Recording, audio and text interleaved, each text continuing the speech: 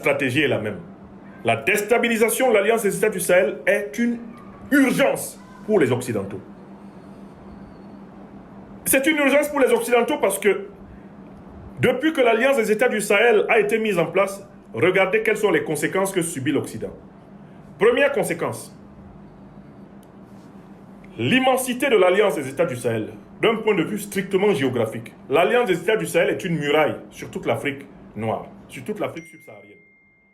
Par exemple, pour l'aviation, que ce soit l'aviation privée ou l'aviation militaire occidentale, le fait que l'espace sahélien soit désormais interdit aux aéronefs militaires occidentaux les oblige à contourner largement, soit par l'Afrique de l'Est, soit par l'océan Atlantique, pour aller au sud de l'Afrique, ou au centre même de l'Afrique. Donc, il y a d'abord un premier obstacle, c'est un obstacle géographique. L'Alliance des États du Sahel les empêche en réalité d'envahir librement le ciel africain. Et les compagnies aériennes occidentales en bavent, surtout celles qui sont de pays hostiles à l'Alliance des États du Sahel. Donc ils essayent d'obtenir les autorisations d'entrer à nouveau dans le ciel sahélien. Et comme vous les connaissez, en entrant dans le ciel sahélien, ils vont mener des missions hybrides.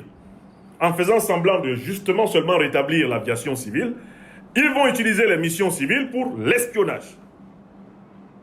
Donc, ils ont un premier problème. Certains d'entre eux ne s'étaient pas rendus compte de la taille de l'AES. Ils ne s'étaient pas rendus compte que l'AES, c'est la muraille de l'Afrique, c'est la forteresse de l'Afrique subsaharienne. Et que dès lors que l'AES vous est hostile, vous avez perdu l'Afrique. Donc, d'un point de vue géographique, ils ont ce problème avec des conséquences énormes sur le transport aérien notamment. Allez vérifier ce que je vous dis. Les compagnies là consomment plus de carburant parce qu'elles doivent contourner l'AES. Elles prennent plus de temps pour atteindre leur destination au sud du Sahara parce qu'elles doivent contourner l'AES.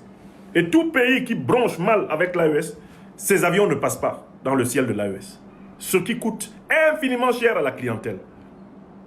Ça, c'est le premier.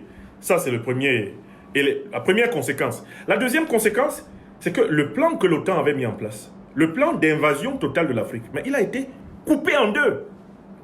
L'AES, c'est un véritable takuba, c'est une épée symbolique qui a tranché en deux morceaux le plan que l'OTAN avait.